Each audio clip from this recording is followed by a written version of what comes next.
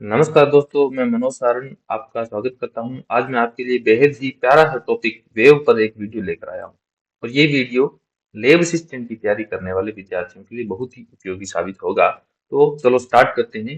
इस वेव में अपने क्या क्या सिलेबस है, पहले हम सिलेबस की चर्चा करेंगे, उसके बाद हम अपने कंटेंट पर जाएंगे। तो सिलेबस में है कि ये आपके चौथा पॉइंट है। सिलेबस में लिखा है तरंगे, तरंगों के अध्यारोपण का सिद्धांत और डॉपलर प्रभाव। तो जब तरंगों की अध्यारोपण होगा तो उसमें हमें कंप्लीट पढ़ना पड़ेगा कि जब दो तरंगों का अध्यारोपण होता है तो क्या क्या घटनाएं देखने को मिलती है। और इसमें हमारे पास कोई तीन चार घटनाएं हैं, उनको हम पढ़ेंगे, उसके बाद हम डॉपलर प्रभाव पर जाएंगे। तो सबसे पहले हम चर्चा कर लेते हैं कि तरंग क्या चीज है, क्योंकि ये जो मूलभूत जो परिभाषाएं हैं वो हमें आगे काम आने वाली है, इसलिए हम चर्चा कर लेते हैं पहले तरंग क्या चीज है। तो ये बेसिकली तरंग किसी स्पेस में डिस्टरबेंस क्रिएट किया, विक्षोभ है। और जब ये विक्षोभ उत्पन्न होता है किसी मीडियम में, तो जो उस मीडियम का जो पार्टिकल है, कोई भी पार्टिकल, तो ये एसएचएम गति करने लग जाता है। कभी इधर जाता है, कभी back and fourth motion, SHM गति, सरल आवर्त गति करता है। जब किसी माध्यम में विक्षोभ उत्पन्न होता है तो उस माध्यम के कण सरल आवर्त गति करने लग जाते हैं। तो ये जो विक्षोभ है वो एक कण से दूसरे कण पर जाता है, इसके पास वाले कण पर, फिर उससे पास वाले कण पर, फिर उससे पास वाले कण पर, फिर उससे पास वाले कण पर।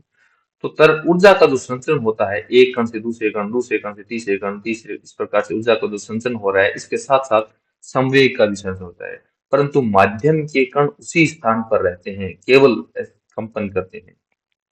तो ये जो विक्षोभ है किसी स्पेस में बना हुआ, ये क्या कहलाता है? तरंग कहलाता है। यहाँ किसी बिना किसी द्रव्यमान के स्थानांतरण के ऊर्जा और संवेग का स्थानांतरण होता है। जैसे हमारे पास कोई एक ये इस एंड और इस एंड में डोरी बंधी हुई है। यदि हम इस डोरी, ये कोई माध्यम है सपोज दैट, हमें इस डोरी में क्या करना है? हमें इस डोरी में विक्षोभ उत्पन्न कर दिया। सपोज दैट इस डोरी को यहाँ से पकड़ के खींचा और छोड़ दिया। जैसे हम छोड़ेंगे तो यहाँ से डोरी इस प्रकार से एक वेव क्रिएट होगी, विक्षोभ होगा, और वो विक्षोभ आगे इस प्रकार से गति करेगा। तो हमने क्या किया है, पहले माध्यम पड़ा था, उसको हमने खींच कर छोड़ दिया, विक्षोभ उत्पन्न किया, तो इस माध्यम में तरंग उत्पन्न होगी। यही तरंग है। अब किसी माध्यम की तरंग की आवश्यकता पड़ रही है या नहीं पड़ रही है, हम जब विक्षोभ उत्पन्न करते हैं तो जो तरंग, जो माध्यम के कण है वो इस प्रकार से कंपन कर रहे हैं या इस प्रकार से कंपन कर रहे हैं। जब तरंग आगे बढ़ती है तो ऊर्जा का संचरित करती है या नहीं करती। तो इनके आधार पर तरंगों के मुख्य प्रकार है। तो चलिए डिस्कस करते हैं तरंगों के मुख्य प्रकार।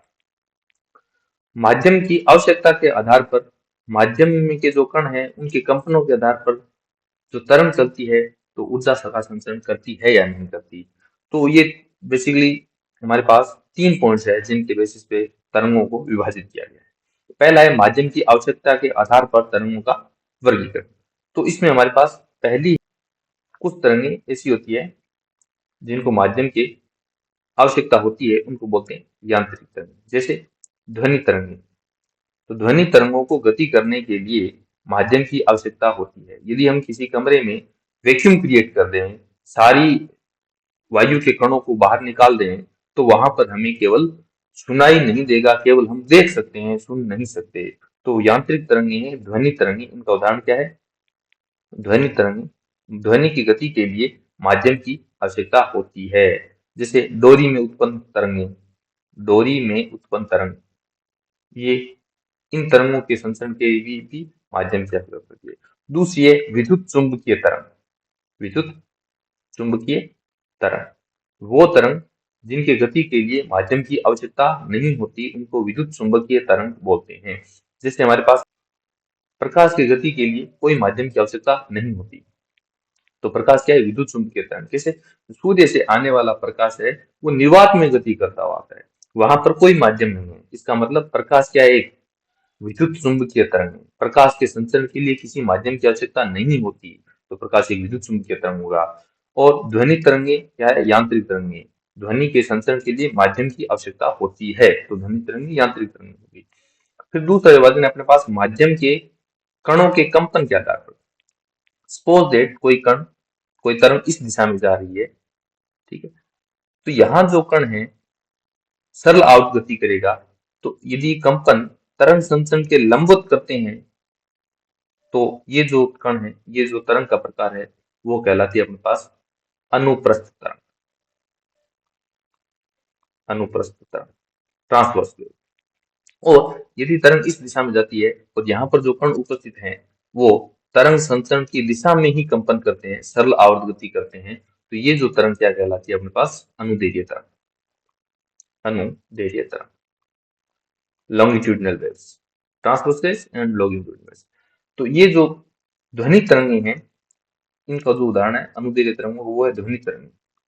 ध्वनि क्या होती है? जब ध्वनि तरंग इस दिशा में चलती है तो जो माध्यम के कण हैं वो बैक एंड फोर्थ मोशन, आगे पीछे गति करते हैं तरंग संचरण की दिशा में ही। परंतु यदि हम अनुप्रस्थ तरंगों की बात करें तो कोई डोरी है, इस डोरी में हम तरंग उत्पन्न कर रहे हैं तो तरंग इस दिशा में इस प्रकार से आगे बढ़ती है। इसका मतलब यहाँ जो डोरी में जो कण है वो इस प्रकार से कंपन करता है। ठीक है, तो ये डोरी में उत्पन्न तरंगे कौन सी तरंगे होगी? अनुप्रस्थ तरंगे। और दूसरी बात करें अनुप्रस्थ तरंगों का उदाहरण देखें तो जल है, जल की सतह पर हम कोई पत्थर डाल देते हैं तो जल की सतह के ऊपर जो इस प्रकार से तरंगे आगे बढ़ती है, इस प्रकार से, है ना। तो जल की सतह पर उत्पन्न तरंगे भी क्या होगी? अनुप्रस्थ तरंगे हैं। ठीक है, तीसरा प्रकार है अपना ऊर्जा के आधार पर, कि तरंग जब संचरित होती है तो ऊर्जा का संचरण करती है या नहीं करती। इसमें भी ऊर्जा संचरण के आधार पर हमारे पास तरंगे दो प्रकार की है। पहली अपने पास प्रगामी तरंग। कौन सी तरंगे? प्रगामी तरंग। ये तरंगे जब संचित होती है, इनको बोलते हैं प्रोग्रेसिव वेव। ये तरंगे जब संचित होती है तो ऊर्जा का स्थानांतरण होता है। ये जो संचित होती है तो ऊर्जा का स्थानांतरण होता है। ठीक है, इनका उदाहरण कौन सा है? प्रकाश तरंगे।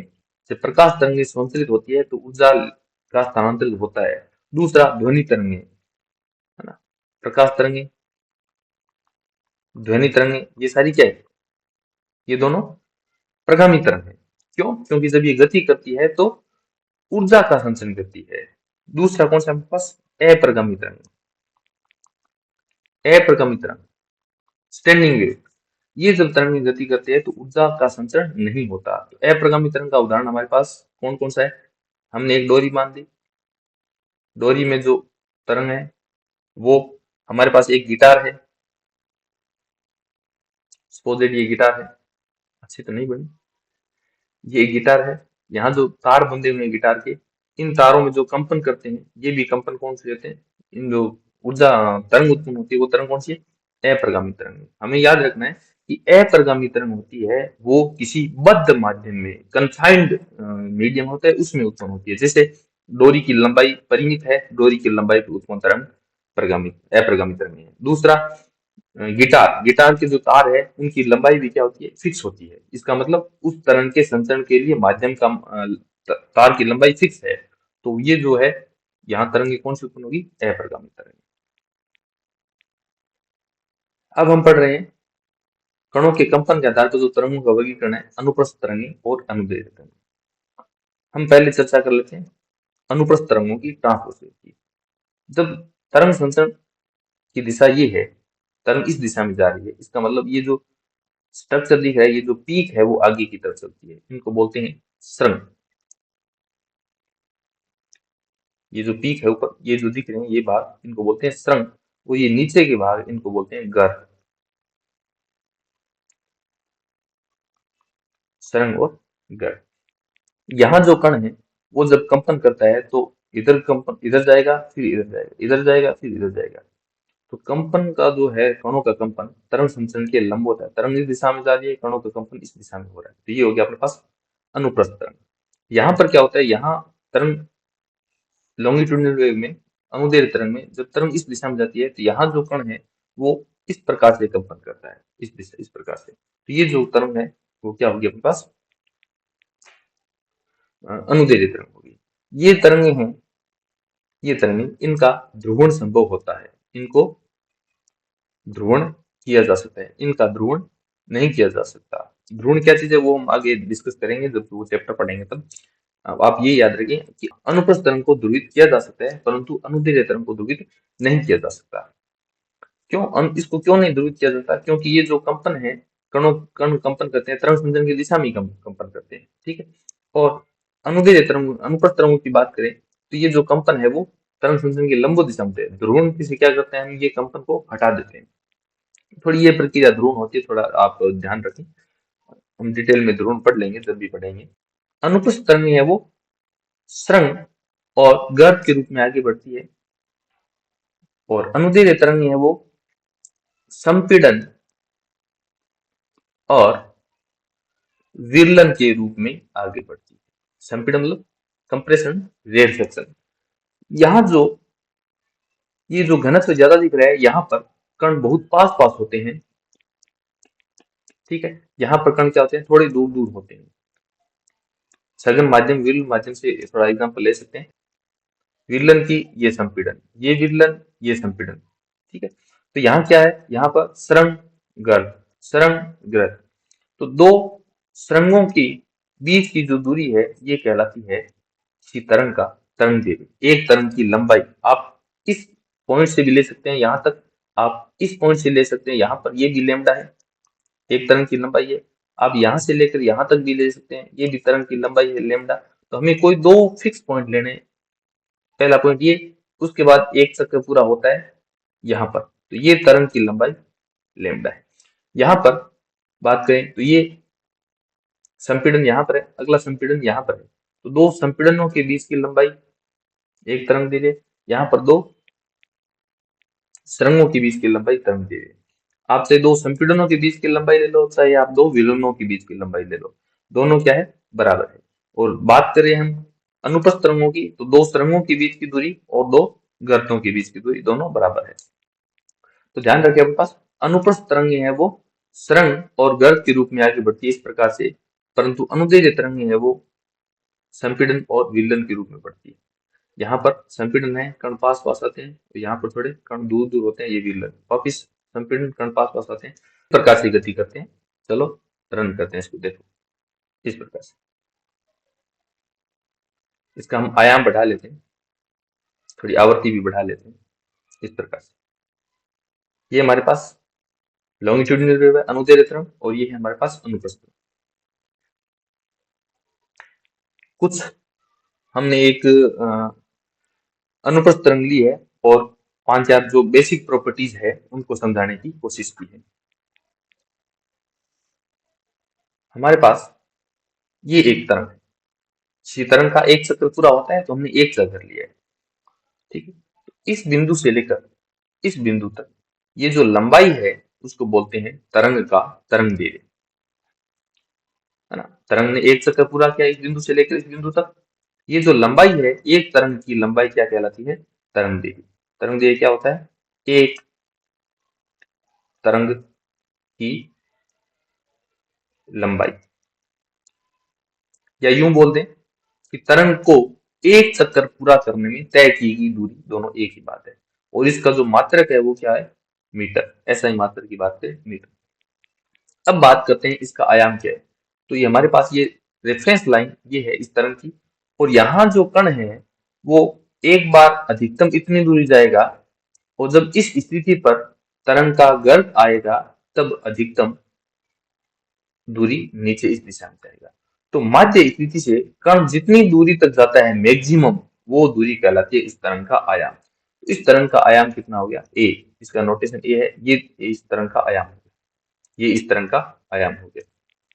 तो तरंग का आयाम क्या है, कण की माध्य स्थिति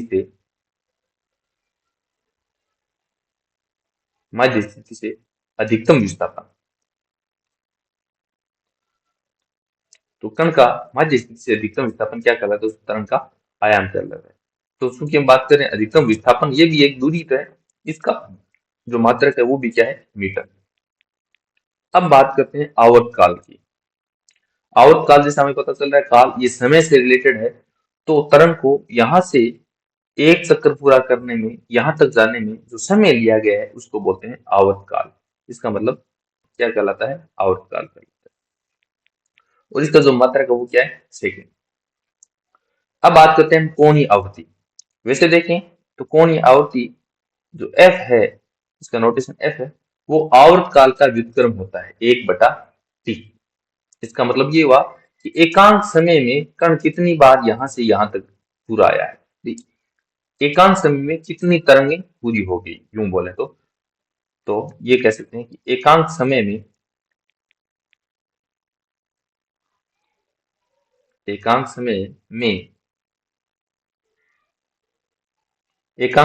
कण के कंपनों की जो संख्या है वो क्या कहलाती है, अपने पास आवृत्ति कहलाती है। और इसका जो मात्रक है वो 1/सेकेंड, यूं भी कह सकते हैं, इसको सेकेंड इनवर्स भी कह सकते हैं, और आवृत्ति का जो मात्रक है वो हर्ट्ज भी होता है, हर्ट्ज। इसको ये भी बोल सकते हैं चक्र प्रति सेकंड, चक्र प्रति सेकंड, इसको कई बार ऐसा भी लिखा जाता है। अब बात करते हैं कोणीय आवृत्ति। ठीक, कोणीय आवृत्ति क्या होती है, एकांक समय में कण का कोणीय विस्थापन, और जब कण एक चक्कर पूरा करता है यहां से लेकर यहां तक आता है तो एकांक समय में कण का कोणीय विस्थापन कितना आ जाता है, 2π। इसका मतलब कण तरंग यहां से यहां तक पहुंच जाती है, तो इसका जो कालांतर है वो कितना हो गया, 2π। कोणीय विस्थापन 2π हो गया और समय कितना लगा, t। तो एकांक समय में जो कोणीय विस्थापन है वो क्या कहलाता है, कोणीय आवृत्ति कहलाती है। तो इसका जो मात्रक है वो क्या, फॉर्मूला क्या बन गया, 2π/t। और 2π क्या है, कोण है, तो इसको लिख दिया हमने रेडियन प्रति सेकेंड। ये है कोणीय आवृत्ति का मात्रक। एक पैरामीटर है तरंग संचरण नियतांक, तरंग संचरण नियतांक। तरंग संचरण नियतांक होता है k, और ये होता है 2π/λ। ये किसी तरंग के संचरण की दिशा वो बताता है, और ये तरंग संचरण नियतांक एक सदिश राशि है। इसका जो मात्रक क्या होता है, मीटर इनवर्स, या फिर रेडियन प्रति मीटर बोल सकते हैं। 1/डिस्टेंस, 1/दूरी, 1/मीटर, तो इसका जो मात्रक क्या आ गया, मीटर इनवर्स। ये तरंग संचरण का नियतांक है, मीटर इनवर्स। और इसको हम क्या लिख सकते हैं, 2π/λ। के को हम क्या लिख सकते हैं, 2π/λ। एक है अपने पास कोणीय आवृत्ति और रेखीय आवृत्ति में संबंध। कोणीय आवृत्ति और रेखीय आवृत्ति में संबंध, कोणीय आवृत्ति कितना है, ओमेगा, और रेखीय आवृत्ति कितनी होती है, 2πf। ये जो संबंध है ना। f को क्या लिख देते हैं, 1/t। तो ये फॉर्मूला 2π/t, ये कोणीय आवृत्ति का फॉर्मूला है। ओमेगा को 2π/t लिख सकते हैं और 1/t को हम f लिख देते हैं, तो रेखीय आवृत्ति में संबंध हो गया। अब नेक्स्ट है अपने पास प्रगामी तरंगे और स्थिर अप्रगामी तरंगे, जिनको बोलते हैं स्टेशनरी और स्टैंडिंग वेव। इसके लिए मैंने एक लिंक डाला है, आपके लिए बढ़िया से लिंक डाल के मैंने ये क्रिएट किए हैं वीडियो। अच्छा लगे तो आप लाइक जरूर करें, सब्सक्राइब करें। चलो, हमारे पास ये तरंग देखो, संपीड़न और विरलन है। इस बिंदु पर एक बार संपीड़न हो रहा है, एक बार विरलन आ रहा है। ठीक है, ये तरंग दिख रही है, लेकिन वास्तव में तरंग आगे नहीं बढ़ रही है। ये कण तो कंपन कर रहा है एक ही स्थान पर, तरंग आगे नहीं बढ़ रही। इसको मैं ये बोल रखा है कि वेव ऑन स्ट्रिंग, किसी डोरी पर उत्पन्न तरंग है ना। और तरंग ऐसी भी हो सकती है, डोरी पर उत्पन्न तरंग इस प्रकार से भी, है ना। ओपन ऑर्गन पाइप में हम तरंग बनाएंगे आगे पर। ओपन ऑर्गन पाइप में क्या होता है, यहां से भी और यहां से भी, दोनों साइड से तरंग कंपन करती है। परंतु क्लोज ऑर्गन पाइप की बात करें, क्लोज ऑर्गन पाइप पर ये जो सिरा क्लोज है वहां पर तरंग फिक्स रहती है, वहां पर नोड बनता है, आगे डिस्कस करेंगे हम। और जो खुला सिरा है वहां पर तरंग कंपन करती है। तो ये है हमारे पास स्टेशनरी वेव। प्रगामी तरंगे क्या होगी, प्रगामी तरंगे, ये जब तरंगे चलती है तो ऊर्जा का संचरण करती है, ऊर्जा का संचरण होता है।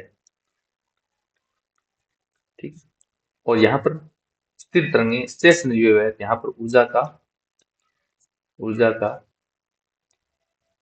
संचरण नहीं होता।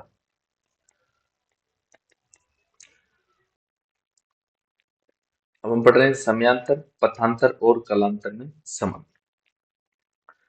अपने एक तरंग का समीकरण मान लेते हैं, विस्थापन समीकरण y = a sin omega t।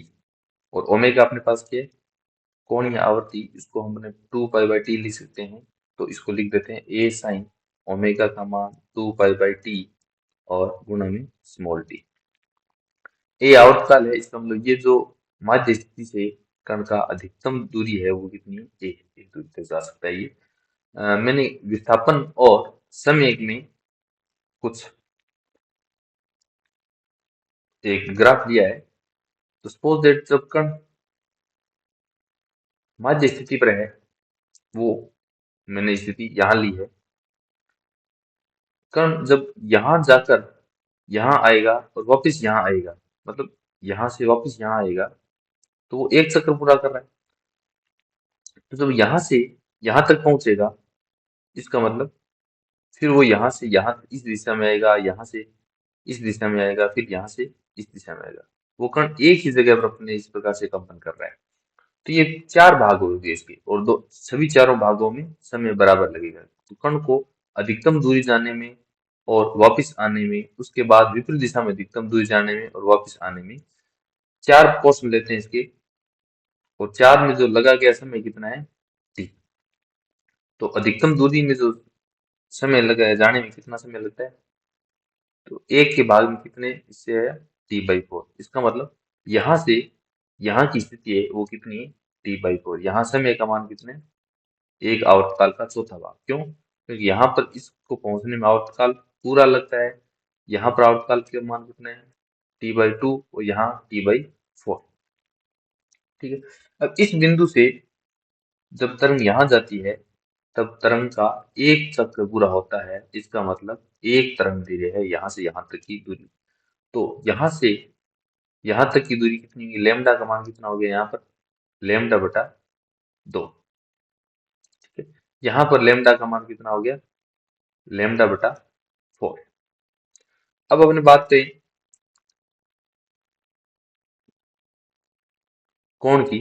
तो इस बिंदु तक पहुंचने में, या फिर यूं ले लेते हैं अपने, इस बिंदु से इस बिंदु तक पहुंचने में कोणीय विस्थापन एक चक्र है। कोणीय विस्थापन कितना हुआ, पूरा 2π।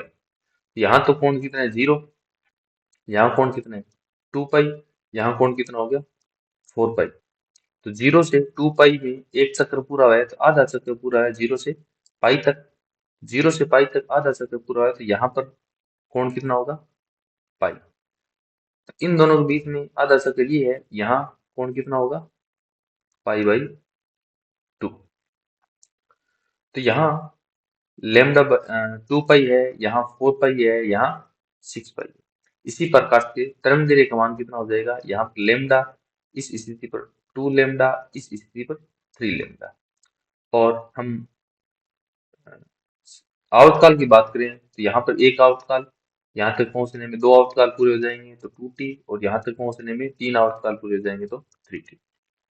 अब हम बात करते हैं बिंदु 1 की और बिंदु 2 की। इन दोनों बिंदुओं में समयांतर, इसका मतलब 1 से बिंदु 2 तक जाने में जो समयांतर ΔT का मान है वो कितना है, एक आवर्तकाल के बराबर। बिंदु 1 से बिंदु 2 तक जाती है पथांतर, पथ का अंतर कितना है, कितनी दूरी तय की उसने, तो डेल्टा लैम्डा का मान आ गया लैम्डा, एक तरंग दैर्घ्य के बाद। अब बात करते हैं अपने कलांतर की। बिंदु 1 और बिंदु बी के दो के बीच में कलांतर कितना है, कोण का अंतर कितना है, वो है 2π। क्यों, क्योंकि 1 से 2 तक जाता है तो एक चक्र पूरा करता है, और एक चक्र पूरा करने में जो कलांतर है वो कितना आता है, 2π। अब ये समीकरण आपके पास 1 है, ये समीकरण नंबर 2 है, ये समीकरण नंबर 3। अब इन तीनों समीकरणों से हम क्या कर सकते हैं, समयांतर, पथांतर और कलांतर में संबंध ज्ञात कर सकते हैं। कैसे, कि ΔT/T और डेल्टा λ/λ बराबर ΔΦ/2π।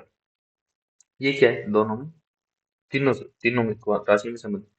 ΔT/T ये भी मात्रकहीन है, डेल्टा λ/λ ये भी मात्रकहीन है, ΔΦ/2π ये भी मात्रकहीन है। तीनों जो राशियां मैंने बराबर की है वो सारी राशियां मात्रकहीन है। मात्रकहीन राशि को ही मात्रकहीन राशि के बराबर लिखा है मैंने, तो इस बात को भी आप ध्यान रखें ये रिलेशन डिराइव करते टाइम। नेक्स्ट है अपने पास कण का वेग और तरंग का वेग। कण का वेग, तरंग का, इसके लिए मैं एक अनुप्रस्थ तरंग का उदाहरण लेता हूँ, और उसका एक चक्कर मैंने ये ले लिया।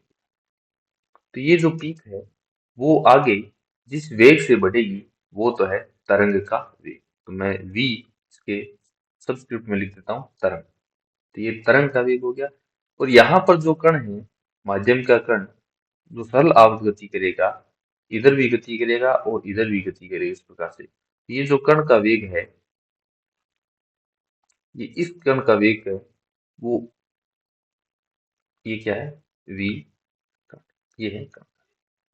तो अपने पास इस कण का जो समीकरण है, विस्थापन समीकरण, इस प्रकार से लिखते हैं, वाई टी बराबर a साइन ओमेगा टी। ये कण का विस्थापन समीकरण है और ये कण का विस्थापन समीकरण है। अब हमें कण का वेग निकालना है, तो कण के विस्थापन का अवकलन कर दो, तो वेग कितना आ जाएगा आपके पास, dy बाई dt। और ये अपने पास कण का वेग आता है और इसका मान आता है आपके पास a omega cos omega T. और हम अब इसका यदि आर्ग्यूमेंट के एक्स ले लेते हैं, तो ये क्या आ जाएगा, प्लस ओमेगा टी माइनस के एक्स। यहाँ पर यदि आपके पास लिखा है ओमेगा टी माइनस के एक्स, इसका मतलब तरंग प्लस दिशा में जा रही है, प्लस एक्स दिशा में। और यदि यहाँ पर प्लस लिख देता है, इसका मतलब तरंग वाई दिशा में जा रही है। कैसे, ये तो हो गया आपके पास कण का वेग। अब हम निकालते हैं तरंग का वेग। तो तरंग के वेग निकालने के लिए जो आप साइन के आर्गुमेंट में लिखा रहता है, ओमेगा टी माइनस के एक्स बराबर 0, इसको आप बराबर करेंगे तो यहाँ से आ जाएगा आपके पास एक्स बटा टी बराबर ओमेगा बटा के। एक्स बटा टी क्या हो गया, दूरी बटा समय, ये हो गया तरंग का वेग। तो तरंग का वेग आ जाएगा आपके पास v तरंग बराबर ओमेगा बटा के। ओमेगा का मान आपके पास क्या है, 2 पाई बटा टी, और बटा में के का मान क्या है आपके पास, 2 पाई बटा लेमडा। ये आ जाता है v तरंग। तरंग का वेग कितना आ गया आपके पास, लेमडा बटा टी। वैसे भी आप देखें तो यहाँ से यहाँ तक जाने में तरंग को कितनी दूरी तय की, लेमडा। तय दूरी कितनी है, लेमडा, और जाने में कितना समय लगा, एक आवर्तकाल के बराबर। तो ये v तरंग जब भी निकालें तो तरंग द्वारा तय की गई दूरी लेमडा और तरंग का समय t, इस प्रकार से आप तरंग का वेग निकाल लेंगे। और यहाँ से यदि आप 2 पाई की मल्टीप्लाई और डिवाइड करेंगे तो ये बन जाएगा आपके पास ओमेगा बटा के। ये काफी इंपॉर्टेंट रिलेशन है, तरंग का वेग, और ये है कण का वेग। अब आपको समझ में आ गया होगा, और कण का वेग और तरंग का वेग दोनों अलग अलग चीजें हैं। कण अलग वेग से कंपन करता है और तरंग अलग वेग से आगे बढ़ती है। इसको समझने के लिए मैंने एक लिंक डाला है, इस पर आप विजिट कर सकते हैं। ये सपोज दैट ये अपने पास एक माध्यम के कण है, इस प्रकार से एक डोरी है, ठीक है। इस माध्यम में जैसे ही तरंग आगे बढ़ेगी तो इस माध्यम के कण है वो ऊपर नीचे इस प्रकार से तरंग फंक्शन के लंबवत कंपन करने लग जाएंगे। तो इस डोरी में जो ये जो कण है, ये ऊपर नीचे जिस वेग से कंपन करते हैं वो तो हो गया कण का वेग, और ये जो पीक है तरंग की, वो आगे जिस वेग से बढ़ती है वो हो जाएगा तरंग का वेग। तो देखिए आप, जो ब्लू डॉट दिख रहा है उस पर आप कंसिडर करें, ब्लू बिंदु है वो है कण, ये ऊपर नीचे जिस वेग से ऊपर नीचे आ रहा है ये हो गया कण का वेग। और ये जो पीक है, सुरंग और गर्त जिस वेग से आगे बढ़ रहे हैं, ये है आपके पास तरंग का वेग। आप इसको पीक भी दे सकते हैं यहाँ से, जैसे ये देखो पीक आगे चलती है, हमने क्या किया, इसमें एक विक्षोभ क्रिएट किया है, ये विक्षोभ आगे गया है, फिर वापस इसका परावर्तन हुआ है और वापस आ रहा है। ठीक, इसको मैं मैन्युअली ऑसिलेट कराता हूँ, ये देखें आप, इसको मैं मैन्युअली ऑसिलेट करा रहा हूँ, ये देखो तरंग आगे बढ़ रही है, तरंग क्या हुआ आगे, वापिस तरंग का परावर्तन हो रहा है, तरंग वापिस आ रही है। इस प्रकार से आप इस पर कुछ स्टडी कर सकते हैं। तरंगों के अध्यारोपण का सिद्धांत, आपकी सिलेबस में डायरेक्ट लिखा हुआ है तरंगों के अध्यारोपण का सिद्धांत। होता क्या है कि मान लो कि ये कोई कण है, जब मैं इस कण पर विक्षोभ उत्पन्न करूंगा इस माध्यम में, तो ये कण, इसका सपोज दैट प्रथम विक्षोभ उत्पन्न किया मैंने, तो इसका कण का जो विस्थापन समीकरण है वो ये आ गया, साइन ओमेगा 1t माइनस के एक्स। ये, और इसी पर मैं यदि दूसरा विक्षोभ और उत्पन्न करता हूं, और उसके कारण जो कण का विस्थापन समीकरण है वो क्या आ गया, a2 sine omega 2t minus के एक्स। ये मैंने क्या ले लिए, दो विक्षोभ लिए हैं, एक ही कण को दो विक्षोभ उत्पन्न कर रहे हैं।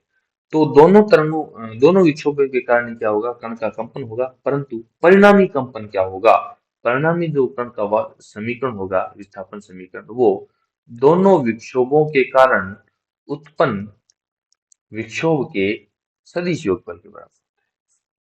ये है तरंगों के अध्यारोपण का सिद्धांत।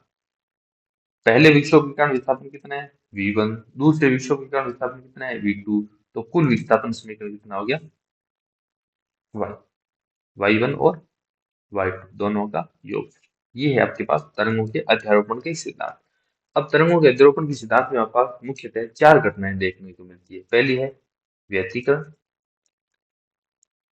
इंटरफेरेंस, दूसरी है विस्पंद, बीट्स फॉर्मेशन, तीसरा है अप्रगामी तरंगों का निर्माण, अप्रगामी तरंगों का निर्माण, और चौथा है लिसाजू फिगर, लिसाजू आकृतियां। ये 4 कंडीशन देखने को मिलते हैं जब ये दोनों तरंगें अध्यारोपित होती है। इन चारों स्थितियों के उत्पन्न होगी अलग अलग कंडीशन है। कैसे, यदि हम A1 और A2 दोनों अलग ले लेते हैं, इसका मतलब दो अलग अलग आयामों के तरंगों का अध्यारोपण हो रहा है। यहाँ पर हम यदि माइनस ले लें दोनों में, इसका मतलब दोनों तरंगें एक ही दिशा में जा रही हैं। ये भी पॉजिटिव एक्स डायरेक्शन में जा रही है, ये भी पॉजिटिव एक्स डायरेक्शन में जा रही है, दोनों एक ही दिशा में जाती हुई तरंगों का अध्यारोपण करा रहे हैं। यदि हमने इसमें प्लस ले लिया, इसका मतलब ये तो जा रही है नेगेटिव एक्स डायरेक्शन में, और यहाँ माइनस ले लिया, इसका मतलब ये जा रही है पॉजिटिव एक्स डायरेक्शन में, है ना। तो विपरीत दिशाओं में कम गति करती हुई तरंगों का अध्यारोपण कराएंगे। हम यहाँ पर ये भी तो कर सकते हैं, पहली तरंग की आवृत्ति ω1, दूसरी तरंग की आवृत्ति ω2, इनको दोनों को सेम लेकर करा लेंगे, एक बार अलग अलग लेंगे। तो ये सारी जो कंडीशन है, इन के कारण 4 विस्थितियां उत्पन्न होती है अपने पास। तो अपने एक एक करके इन पर चर्चा करते हैं। पहली है आपके पास व्यतिकरण। व्यतिकरण में क्या होती है, तरंगें दो होती है, दोनों का आयाम क्या होता है, दोनों तरंगों का आयाम बराबर हो तो अच्छी बात है, बराबर नहीं है तो लगभग बराबर तो होना ही चाहिए। आयाम या तो बराबर हो या फिर लगभग बराबर हो। दोनों जो तरंगों की गति की दिशा है ना, वो दिशा एक ही दिशा में गति करती होनी चाहिए। दोनों तरंगे एक ही दिशा में गति कर रही होनी चाहिए। और दोनों तरंगों में जो कलांतर है, कलांतर क्या रहना चाहिए, नियत रहना चाहिए। नियत, समय के साथ ना बदले, समय के साथ परिवर्तित ना हो, ऐसा जो कलांतर होता है वो किसको क्या बोलते हैं, नियत बोलते हैं। तो इसके लिए आवश्यक क्या है, कलांतर क्या होना चाहिए, समय के साथ परिवर्तन ना हो। तो जब समय के साथ परिवर्तन नहीं होता है कलांतर, तो इनको बोलते हैं हम कोहेरेंस सोर्स। तो आयाम बराबर होना चाहिए, दिशा एक ही दिशा में गति कर रही होनी चाहिए तरंगे, कलांतर नियत होना चाहिए समय के साथ, और आवृत्तियां, दोनों तरंगों की जो आवृत्तियां वो क्या होनी चाहिए, बराबर होनी चाहिए। दोनों तरंगों की आवृत्तियां क्या होनी चाहिए, बराबर होनी चाहिए। ये क्यों होनी चाहिए, ये ही हम इनकी चर्चा कर लेंगे। नेक्स्ट हमारे पास बीट्स, विस्पंद। विस्पंद कई बार इसकी जो विस्पंद की जो मुख्यतः ये ध्वनि तरंगों में देखने को मिलती है। जब दोनों तरंगों के क्या है, एक ही दिशा में चलती हुई हो, दिशा क्या होनी चाहिए, एक ही, आयाम क्या होनी चाहिए, बराबर। जब दो तरंगे एक ही दिशा में चलती है, दोनों के आयाम बराबर है, परंतु दोनों की जो आवृत्तियां हैं वो क्या है, भिन्न। दोनों की आवृत्तियां क्या है, भिन्न। लेकिन आवृत्तियों का जो अंतर है ना, वो लगभग 10 हर्ट्ज से कम होना चाहिए।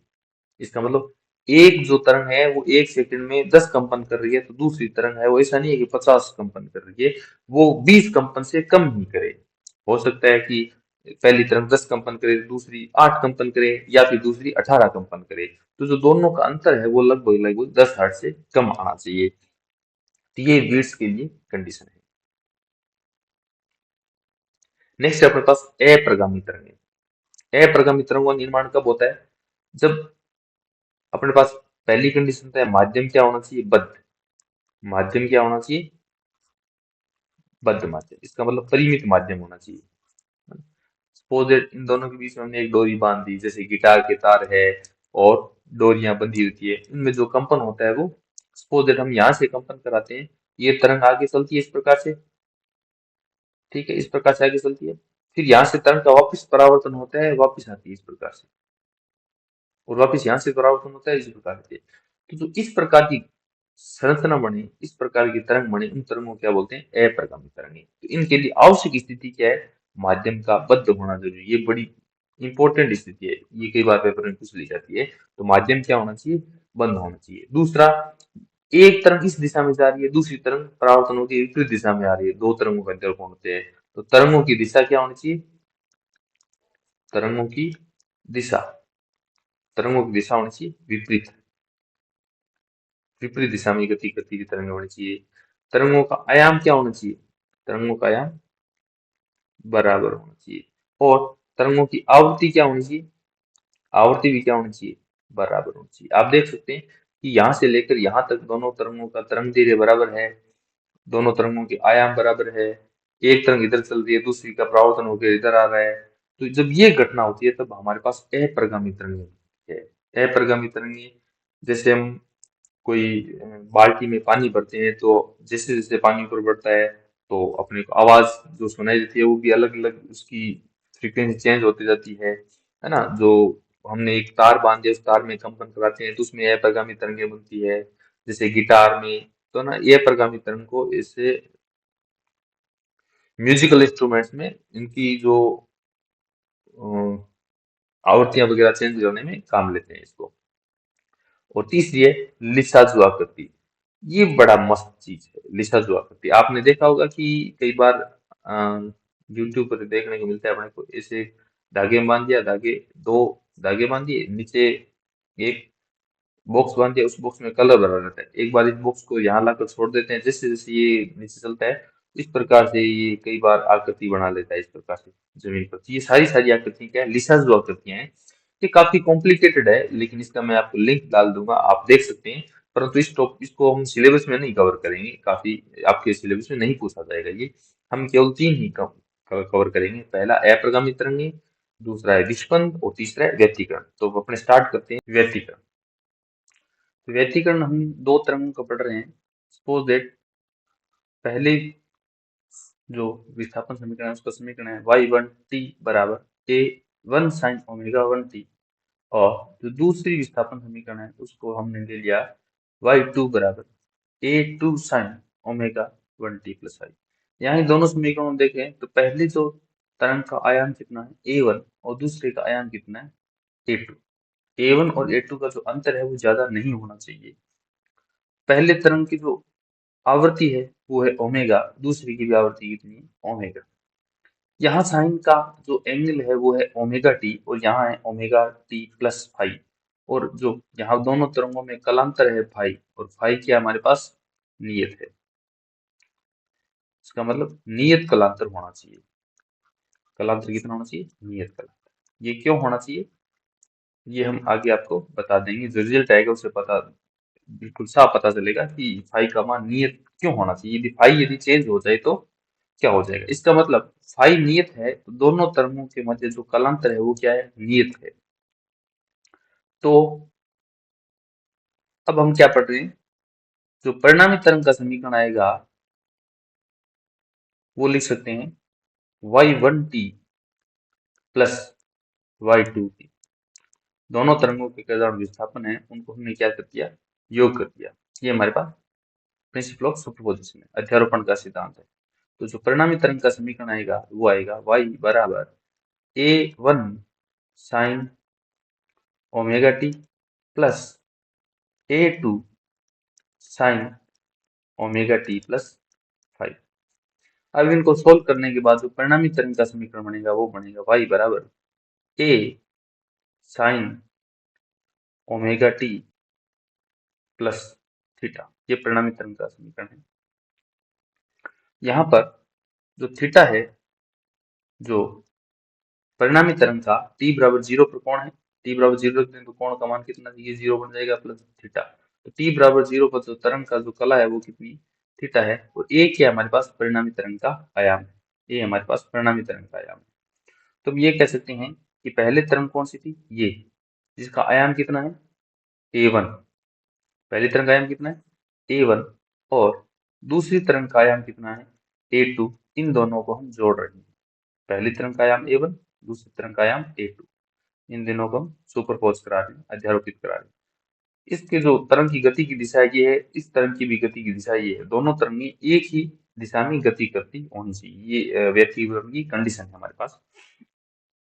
और दोनों की जो आवृत्ति है वो दोनों आवृत्ति क्या होनी चाहिए, बराबर होनी चाहिए।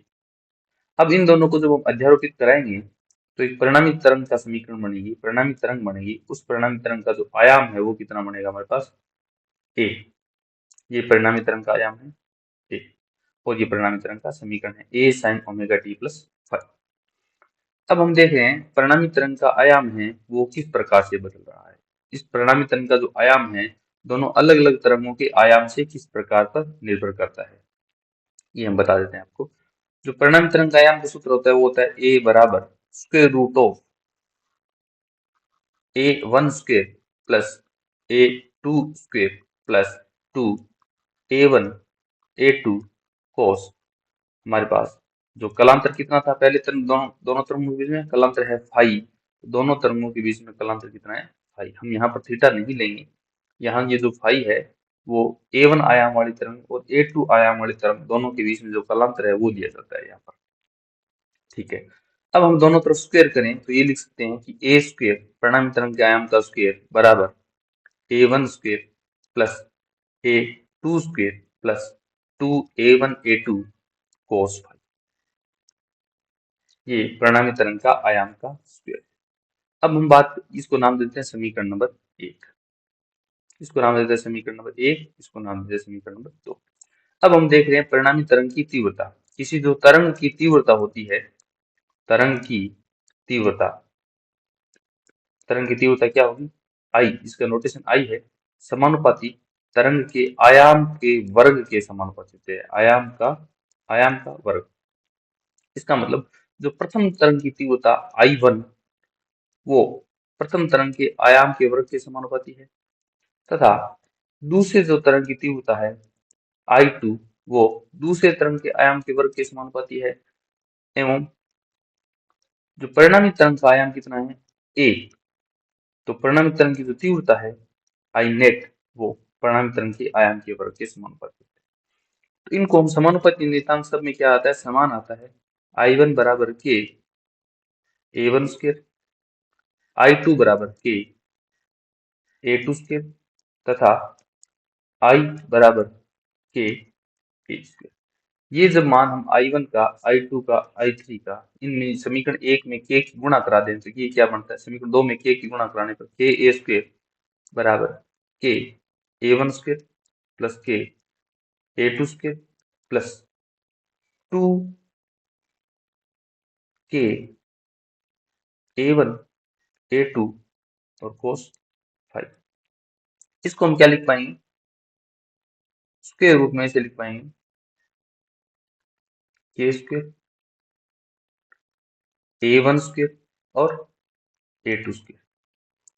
अब देखो नेक्स्ट, इस समीकरण में K A1 स्क्वायर क्या है, परिणामी तरंग की तीव्रता बराबर K A1 स्क्वायर क्या है, यहाँ से प्रथम तरंग की तीव्रता I1 plus K A2 square क्या है, द्वितीय तरंग की तीव्रता I2 प्लस 2, इसको हमने क्या लिख दिया K A1 A2 को स्क्वायर रूट में K square A1 square A2 square. क्यों, क्योंकि हमें A1 स्क्वायर और A2 स्क्वायर की टर्म चाहिए।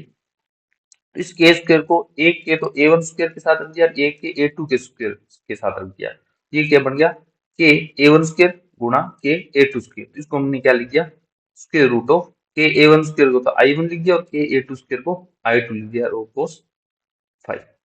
अब हम परिणामी जो तरंग है उसका आयाम ये लिख रहे हैं A बराबर square root of A1 square sorry A1 square plus A2 square plus 2 A1 A2 cos five.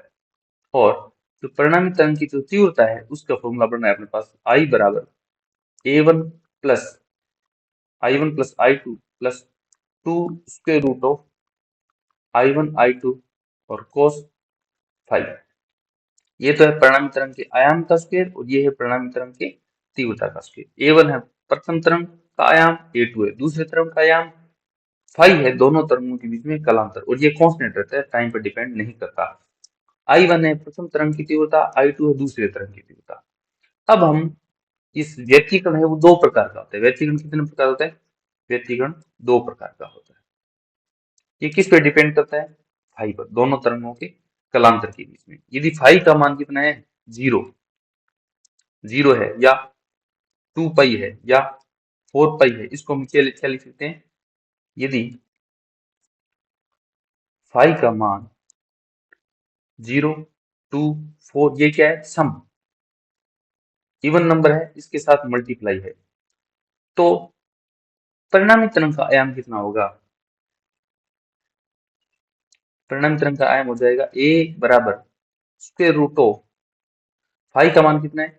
सम गुणा 2 पाई, तो कोस फाई, कोस 0 का मान भी 1 होता है, कोस 2 पाई का मान भी 1 होता है, कोस 4 पाई का मान भी 1 होता है। इसका मतलब फाई सम गुणा पाई रख दे फाई का मान, तो ये क्या हो जाता है? 1 हो जाता है। तो यहाँ पर हम ये लिख पाएंगे A1 square plus A2 square plus 2 A1 A2, और इसको हम लिख पाएंगे square root of A1 plus A2 का होल स्क्वायर। जो परिणामी तरंग का आयाम मिल रहा है वो मिल रहा है आपके पास A1 प्लस A2। इसका मतलब इस स्थिति में दोनों तरंगों का आयाम जुड़ जाता है और परिणामी तरंग का आयाम मिलता है। और ये जो परिणामी तरंग का आयाम है ये अधिकतम आयाम है। और इस प्रकार का जो व्यतिकरण जिसमें परिणामी तरंग का आयाम अधिकतम मिलता है, ये व्यतिकरण कहलाता है समपोषी व्यतिकरण, कंस्ट्रक्टिव इंटरफेरेंस। समपोषी व्यतिकरण, कंस्ट्रक्टिव इंटरफेरेंस में दोनों तरंगों के बीच में जो कलांतर है वो कितना होना चाहिए? 0 भी हो सकता है, 2 पाई भी हो सकता है, 4 पाई भी हो सकता है। इसका मतलब ये लिखते हैं 0 फाई बराबर पाई का जो गुणज है, कोफिशिएंट है, वो कितना होना चाहिए? इवन होना चाहिए, सम होना चाहिए। तो कोस पाई का मान 1 हो जाएगा, एक कितना परिणामी तरंग का आयाम मिल जाएगा आपके पास मैक्सिमम। अब हम बात करते हैं परिणामी तरंग की तीव्रता।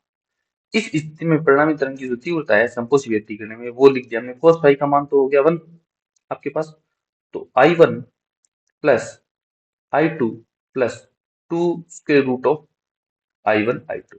I बराबर, इसको हमने लिख दिया I1 का रूट इसका स्क्वायर, तो I1 ही बन जाएगा ये।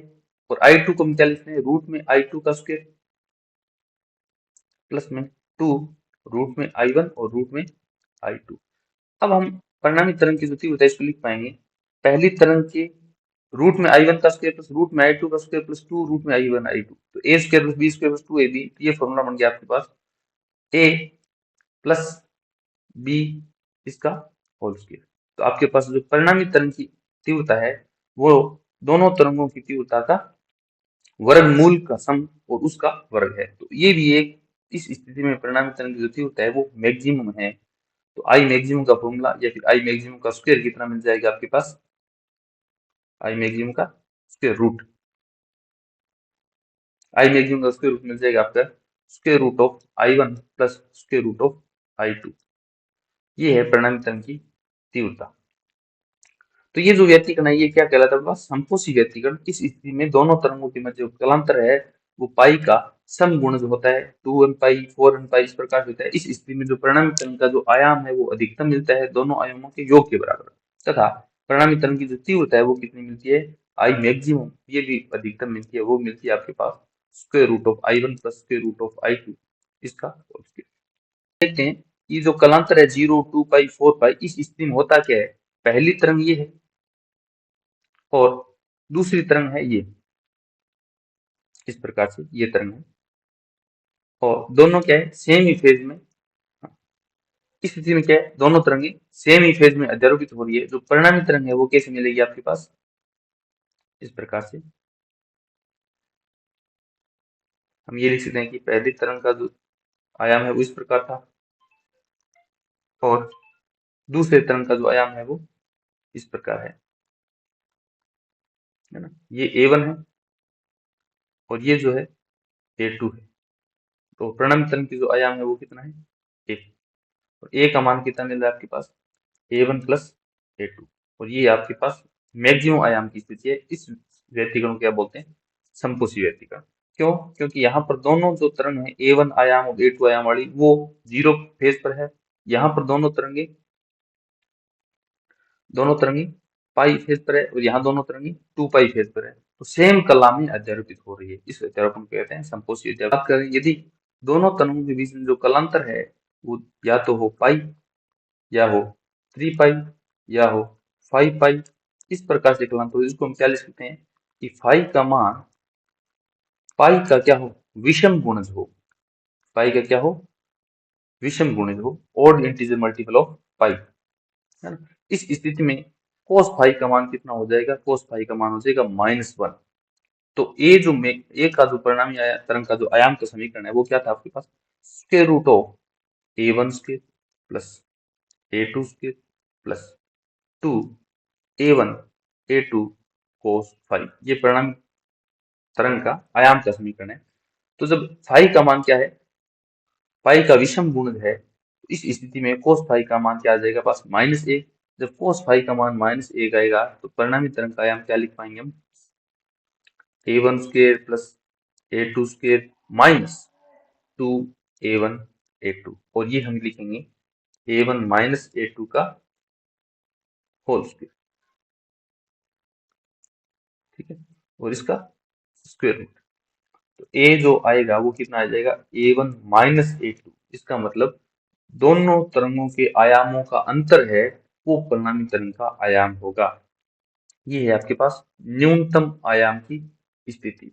और जब दोनों तरंगे इस प्रकार से अध्यारोपित हो कि परिणामी तरंग का आयाम न्यूनतम मिलता है, तो ऐसी स्थिति को हम कहते हैं, इस प्रकार के जो व्यतिकरण क्या बोलते हैं?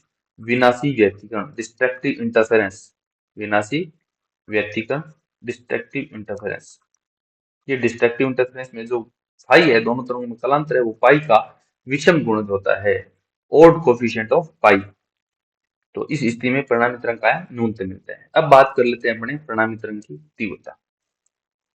और परिणामी तरंग की जो तीव्रता का फॉर्मूला है वो क्या होता है अपने पास? I बराबर I1 plus I2 plus 2 square root of I1 I2 cos phi, ये परिणामी तरंग की तीव्रता है। तो विनाश व्यतिकरण में पास cos फाई का मान कितना हो जाता है? -1। तो तीव्रता हम लिख पाएंगे I बराबर I1 plus I2 minus 2 root of I1 I2। तो इस स्थिति को हम क्या लिख पाएंगे? Square root of I1 minus square root of I2 इसका होल स्क्वायर। ये है अपने पास I। तो ये तरंग की न्यूनतम तीव्रता है, परिणामी तरंग की न्यूनतम तीव्रता की स्थिति है square root of I1 minus square root of I2 इसका होल स्क्वायर।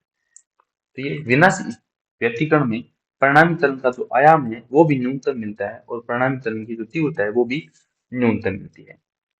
तो अब अपने पास इस प्रकार की व्यतिकरण में होता क्या है कि पहली तरंग तो ये है, इसका आयाम कितना है? A1।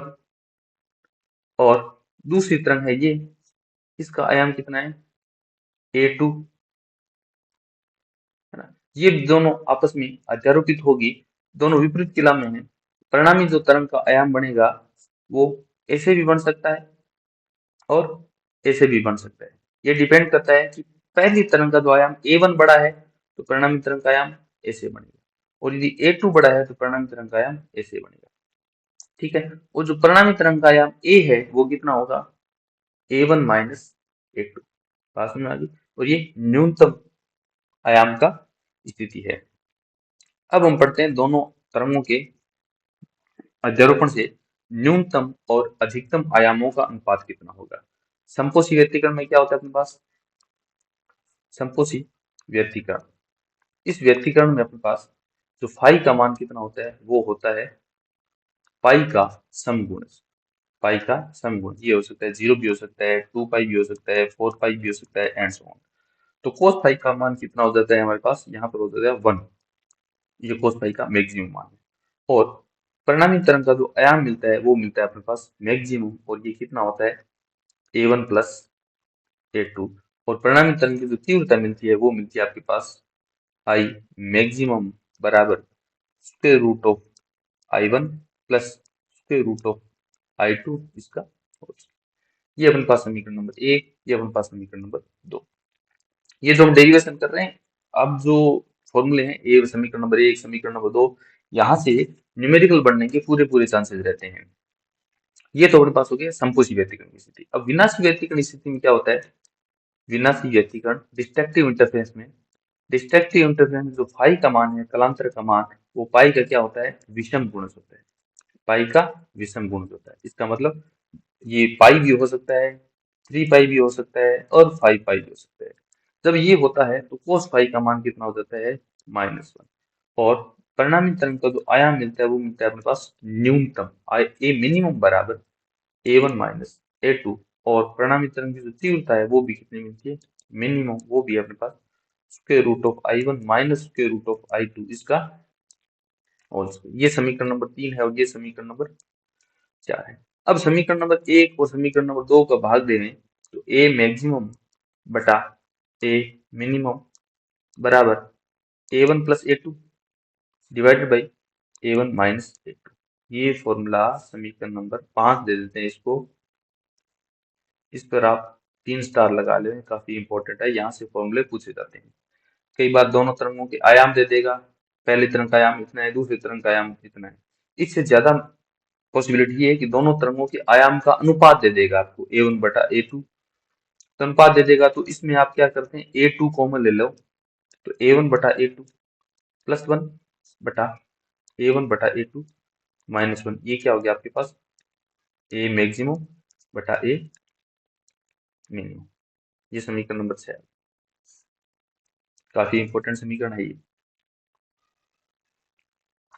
अब हम आई मैक्सिमम और आई मिनिमम का अनुपात लेना चाहें, तरंग की अधिकतम तीव्रता और तरंग की न्यूनतम तीव्रता का अनुपात, ये कितना होगा? रूट में i1 प्लस रूट में i2 इसका होल स्क्वायर। ये आई मैक्सिमम का मान है बटा में आई मिनिमम का मान कितना है आपके पास? रूट में i1 माइनस रूट में i2 इसका होल स्क्वायर। अब आपको क्या कर देगा? तरंगों की यदि तीव्रता का अनुपात दे देगा आपको, यदि क्या दे दे? i1 बटा i2 तीव्रता का अनुपात दे देंगे तो आप यहाँ से क्या करेंगे? रूट में i2 कॉमन ले ऊपर नीचे, तो ये क्या बचेगा? आई मैक्सिमम बटा आई मिनिमम बराबर, ये हो जाएगा आपके पास i1 बटा i2 प्लस 1 बटा में i1 बटा i2 माइनस 1 इसका होल स्क्वायर और इसका होल स्क्वायर। जब हम यहाँ से आई रूट में i2 कॉमन लेंगे तो यहाँ क्या बन जाएगा? रूट में i1 बटा i2 और यहाँ कितना बचेगा? 1। और यहाँ भी रूट में i2 कॉमन लेंगे तो यहाँ भी रूट में i1 बटा i2 बन जाएगा, यहाँ में 1 बन जाएगा। ये फॉर्मूला तब हम काम लेंगे जब तरंगों की तीव्रता का अनुपात दे देंगे और उनका व्यतिकरण से अधिकतम और न्यूनतम तीव्रताओं का अनुपात पूछ ले, तब ये फॉर्मूला काम दे दे। यदि ये भी हो सकता है कि दोनों तरंगों की आयामों का अनुपात दे देवे और अधिकतम और न्यूनतम तीव्रता का फॉर्मूला पूछ ले आपके पास, तो ये इसी फॉर्मूले में क्या अरेंज करेंगे टर्म्स को।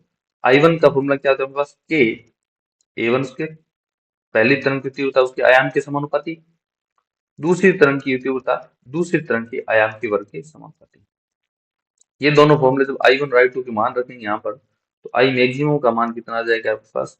आई मैक्सिमम बटा आई मिनिमम बराबर, यहाँ से k से k कैंसिल हो जाएगा दोनों, और कितना आ जाएगा? k a1 स्क्वायर बटा k a2 स्क्वायर प्लस 1 बटा में square root of k a1 square बटा k a2 स्क्वायर माइनस 1 इसका होल स्क्वायर और इसका होल स्क्वायर। ये कितना आ जाएगा? k से k कैंसिल हो गया, रूट में a1 बटा a2 का होल स्क्वायर। तो ये कितना बचेगा आपके पास? a1 बटा a2 प्लस 1 बटा में a1 बटा a2 माइनस 1। ये उस स्थिति में काम लेंगे जब तरंगों के आयाम का अनुपात दे देवे आपको a1 बटा a2 और तरंग की अधिकतम और न्यूनतम तीव्रताओं का अनुपात पूछ ले। इस स्थिति में ये फॉर्मूला काम लेंगे। तो ये हमने जो फॉर्म लिखे हैं, ए मैक्सिमम का फॉर्मूला, ए मिनिमम का फॉर्मूला, आई मैक्सिमम का फॉर्मूला, आई मिनिमम का formula, A maximum a minimum का अनुपात, आई मैक्सिमम आई मिनिमम का अनुपात। ये काफी इंपॉर्टेंट फॉर्मूले है। यहाँ पे 80% चांसेस ये है कि आपको इसी फॉर्मूले पे प्रश्न पूछे जाएंगे। नेक्स्ट घटना हमारे पास है विस्पंद। ये घटना तब उत्पन्न होती है जब कोई दो ध्वनि तरंगें एक ही दिशा में चलती है उनके जो आयाम हैं वो समान होते हैं। समान आयाम की ध्वनि तरंगें एक ही दिशा में चलती है तथा उनकी जो आवृत्तियां हैं वो क्या होती है, भिन्न भिन्न होती है, परंतु उनकी जो आवृत्तियों का जो अंतर है वो क्या होना चाहिए, लेस देन 10 हर्ट्ज से कम होना चाहिए। तब अपने को ये विस्पंद की घटना सुनने को मिलती है। इसमें होता क्या है, सपोज दैट पहली घटना अपने पास y1t है। इस तरंग का जो आयाम है वो क्या है, a, और आवृत्ति क्या है, ओमेगा। दूसरी तरंग है उसका आयाम a और आवृत्ति ओमेगा 2। तो ये दोनों तरंगे एक ही दिशा में गतिशील है। उनके जो आयाम है वो दोनों के आयाम a सेम है, परंतु उनकी जो आवृत्तियां हैं ओमेगा 1 और ओमेगा 2 भिन्न भिन्न है। तो कोण या आवृत्ति को हम रेखीय आवृत्ति में लिखें तो कोण या आवृत्ति बराबर 2 पाई गुना f हमारे पास रेखीय आवृत्ति है। तो y1t को हम क्या लिख सकते हैं, y1t बराबर a साइन 2 पाई f1t, और yt को क्या लिख पाएंगे, a साइन 2 पाई f2t। जब ये दोनों तरंगें अध्यारोपित होगी तो सुपरपोजिशन थ्योरी से हम क्या लिख सकते हैं, परिणामी तरंग का आयाम, परिणामी तरंग का समीकरण y बराबर a sine 2 pi f1t plus a sine 2 pi f2t। ये परिणामी तरंग का समीकरण है। तो इसको सरल करने पर हमें क्या मिलेगा, a टू कॉमन लेते, आयाम को कॉमन ले लेते हैं, बचता है sine 2 pi f1t plus sine 2 pi f2t।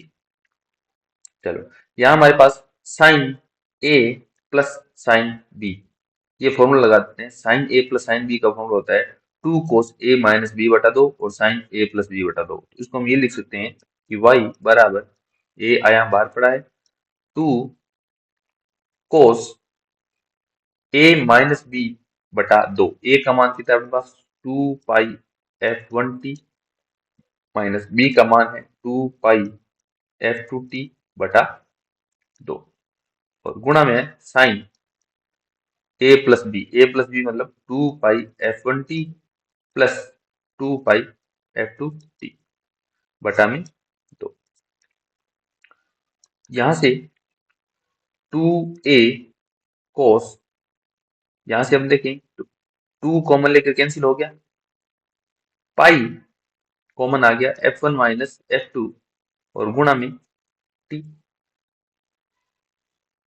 ये cos का आर्ग्यूमेंट है। साइन में क्या होगा, sine pi f1 plus f2t।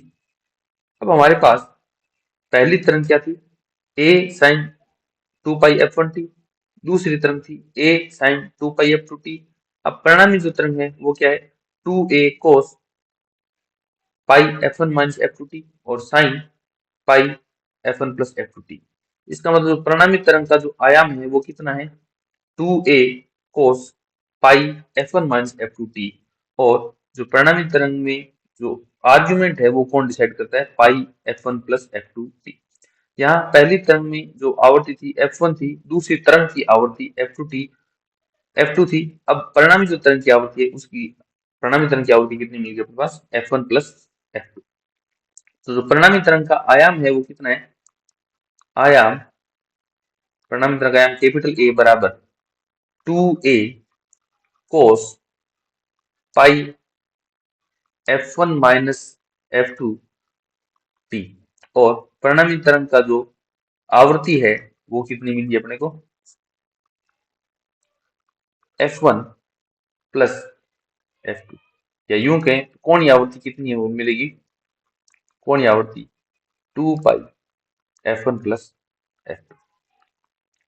अब हमें पता चल रहा है कि आयाम है वो कोस के रूप में बदल रहा है। आयाम भी एक, जैसे जैसे कोस इस पाई f1 माइनस f2t का मान बदलेगा आयाम का मान बदलेगा। इसका मतलब जो परिणामी तरंग है उसका आयाम समय पर निर्भर कर रहा है।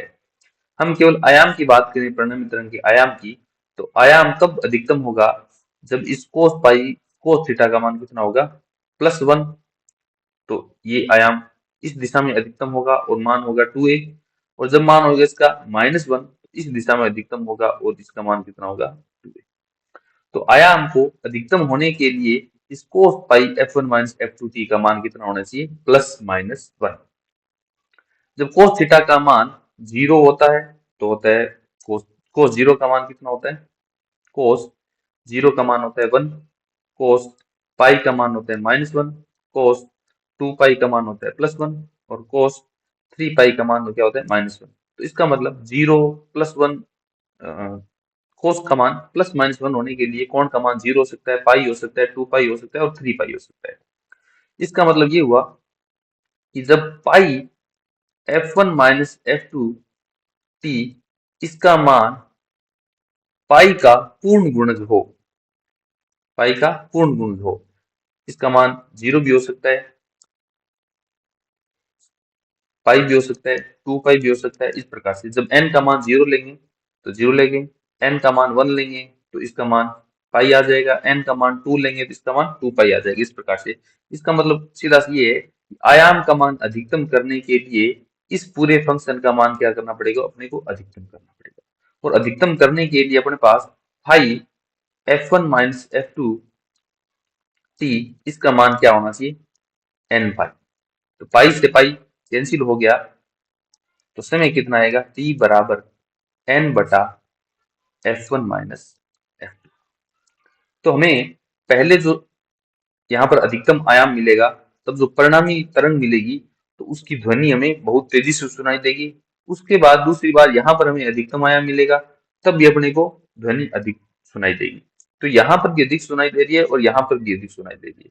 तो जब हमारे पास n का मान 0 है तो इस समीकरण से n का मान 0 रखने पर t का मान कितना आ रहा है, 0। इसका मतलब t बराबर 0 पर अपने को अधिकतम ध्वनि सुनाई देगी। उसके बाद n बराबर 1, n का बराबर 1 रख दिया, इसका मतलब दूसरी बार, पहली बार तो ध्वनि कब अधिकतम सुनाई देगी, t बराबर 0 पर।